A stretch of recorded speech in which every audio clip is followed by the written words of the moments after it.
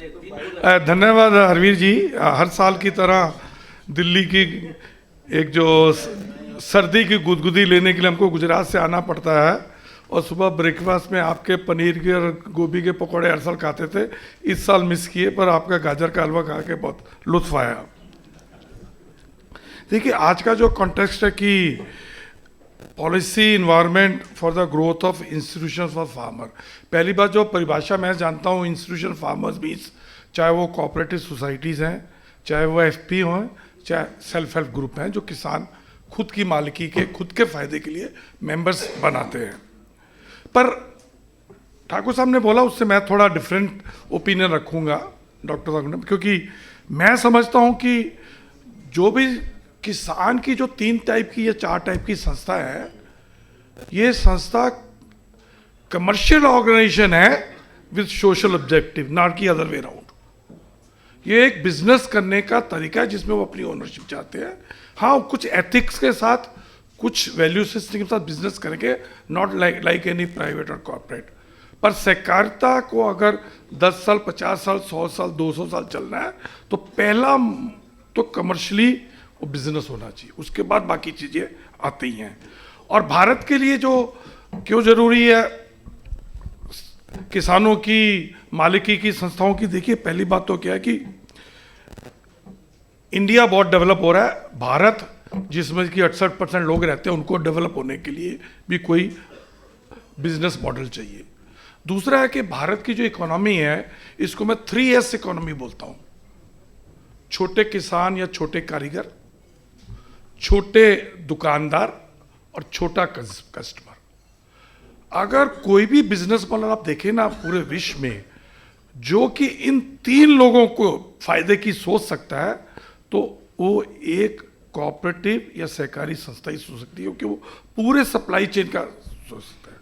तो अगर आपको ग्रामीण और जो शहरी आमदन में जो डिस्पैरिटी बढ़ गई है, 1:5 की आमदन में डिफरेंस है, उसको अगर आपको करना है, और बेनिफिट ऑफ जो एग्रीगेशन है, अब देखिए बेनिफिट एग्रीगेशन आजकल कौन फायदा ले रहे हैं? अगर देखें इसके भारत में या विश्व में सबसे ज़्यादा संस्था कौन सी बढ़ रही हैं जो एग्रीगेशन कर रही हैं? चाहे वो अमेज़ॉन है, चाहे वो जोमेटो है, चाहे वो ओला है, सब क्या कर रही हैं?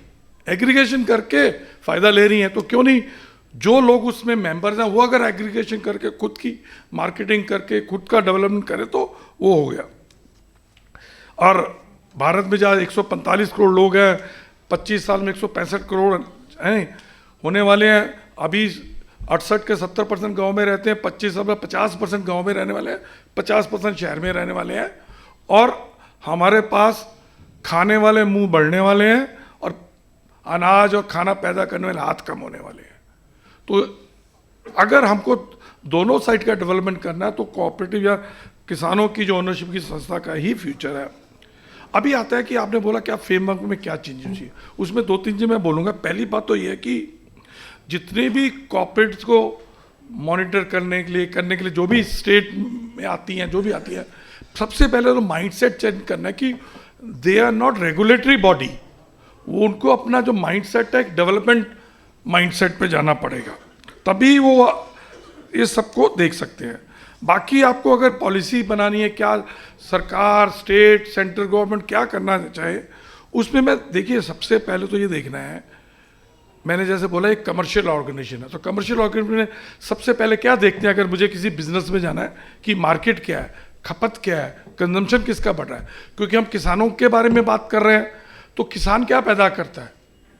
खाना, वो बेच के पैसा आके आपको गुजारा करते हैं। तो आपको ये देखना है कि पहले जो 145 करोड़ लोग भारत के हैं वो खा क्या रहे हैं, तो मैं वही करूं, उसी में कोऑपरेटिव बनाऊं, उसमें एग्रीगेशन करूं, उसमें मार्केटिंग करी। तो जब ये लेटेस्ट जो डेटा भारत सरकार ने दिया है कि शहर और गांव में एवरेज आदमी कितना खाता है, शहर में एवरेज 6,500 रुपये की कंजम्पशन है और गांव में है तकरीबन 3,900।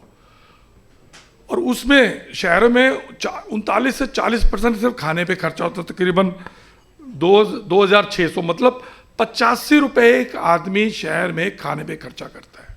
एक थाली है जो पूरे दिन की, उसकी कीमत है 85 रुपए।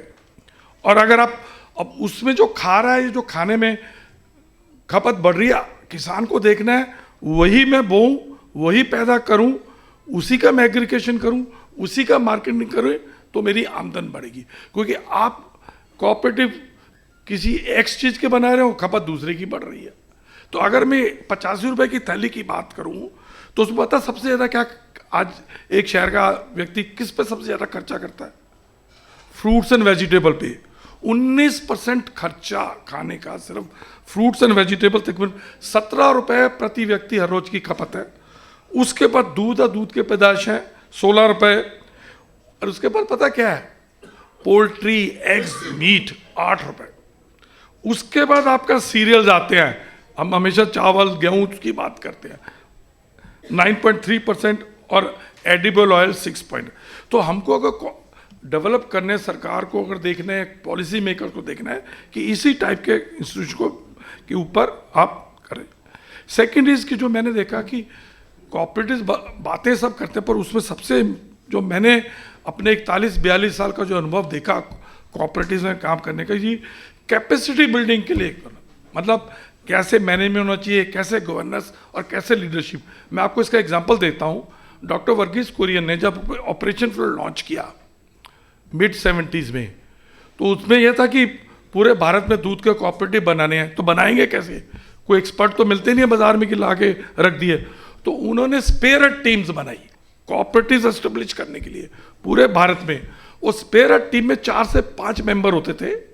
एक मेंबर एक्सपर्ट होता कि दूध का संकलन, क्या प्रोक्योरमेंट कैसे करना, टेस्टिंग कैसे करनी है। एक आदमी होता था जो ब्रीडिंग एक्सपर्ट, की किसान को कैसे बताएं कि दूध का उत्पादन कैसे बढ़ाना, क्या खिलाना है। एक एक्सपर्ट होता था टेक्निकल, कि उस दूध इकट्ठा करेंगे उसको कैसे ट्रांसपोर्ट करना, कैसे प्रोसेस करना, पर टेक्निकल एक्सपर्ट। और चौथा एक्सपर्ट होता था फाइनेंस में, क्योंकि पैसे का मामला क्या कि गांव के लेवल पे कैसे अकाउंटिंग रखनी है, डिस्ट्रिक्ट लेवल कैसे करनी है, कैसे प्राइस का डिफरेंस निकालना है, कैसे पेमेंट करनी है। तो ये 4 लोग बेसिकली कैपेसिटी बिल्डिंग करने के लिए कोऑपरेटिव संस्था बनाते थे और 1-1.5 साल तक उसको चलाते थे। जब वो एक लेवल पे आ जाती थी, फिर उसको लोकल इलेक्टेड बॉडी को हैंड ओवर करते थे, इंक्लूडिंग कि प्रोफेशनल को रिक्रूट करके देना ताकि वो संस्था चला सके। और ये स्पिरिट टीम फिर दूसरे गांव में जाके या दूसरे डिस्ट्रिक्ट में जाके बनाती थी। काफ़ी इसमें आगे काफ़ी पॉइंट्स है जो मैं ज़्यादा बात नहीं करूँगा। एक बात है कि पहली बात तो ये जो अभी बात हुआ कि जो पॉलिसी मेकर्स हैं उनको ये नहीं सोचना चाहिए, या किसी को भी, ये जो कोऑपरेटिव्स को या सरकार का कोई अंग है या डिपार्टमेंट है, जो मैंने मेंटेलिटी देखी स्पेशली स्टेट गवर्नमेंट्स में, कि कोऑपरेटिव को भी सस्ता हो, ये तो सरकार का हिस्सा। अच्छी बात है अगर वो सरकार का हिस्सा देते हैं, पर उसमें मैंने देखा कि सब्सिडीज आती हैं। हम सोचते हैं कि किसान को सब्सिडी मिलती, बहुत अच्छा हुआ, पर मैं बताऊं ज़्यादातर सब्सिडी कई जगह जेन्युइन होती है। मैं आपको भारत में सबसे ज़्यादा दूध पे सब्सिडी पता कौन से राज्य को मिलती है? कर्नाटका को। 1800-2000 करोड़ रुपया सालाना 5 से 6 रुपये लीटर दूध की सब्सिडी देती है सरकार किसानों को। पर वो जाती किसके पास है?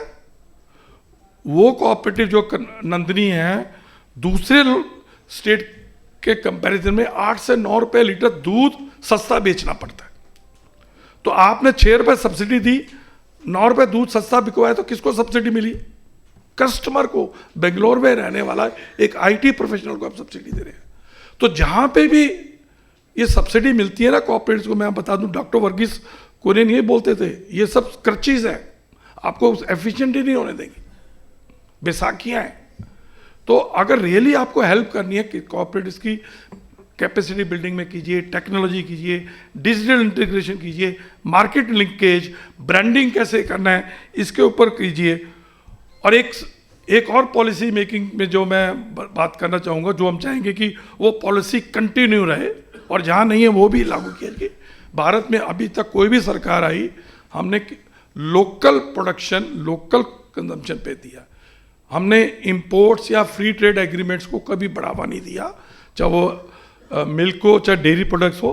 अनफॉर्चुनेटली एडिबल में हमने 90s में एक गलत डिसीजन लिया और आज आप रिजल्ट देखते हैं कि 70% हम इंपोर्ट करते हैं, 1 लाख करोड़ से भी ज़्यादा का एडिबल इंपोर्ट कर रहे हैं। तो एनीवे काफ़ी और भी रिकमेंडेशन है पर टाइम ज़्यादा नहीं है। मैं ये कहूँगा कि भारत में अगर आपको फूड सिक्योरिटी इंश्योर करनी है, गांव में 80 से 90 मिलियन किसान परिवारों को रोजगार देना है, लाइवलीहुड प्रोवाइड करना है और हमारी रूरल और अर्बन के अंदर डिस्पैरिटी कम करनी है, तो किसानों की ओनरशिप के जो वेरियस इंस्टीट्यूशन, चाहे सोसाइटीज़ हैं, चाहे एफपीओ हैं, चाहे सेल्फ हेल्प ग्रुप्स हैं, उनको एक जो बेनिफिट आप प्राइवेट कंपनी को देते हैं, बजट में जब भी कोई बेनिफिट आए उसमें कोऑपरेटिव अलग से ऐड करने की जरूरत ना पड़े। ये आ जाए कि हाँ, ये जो बेनिफिट आपने इंडस्ट्री को दे रहे हो वो कोऑपरेटिव्स को या एफपीओ को भी एप्लीकेबल है। धन्यवाद।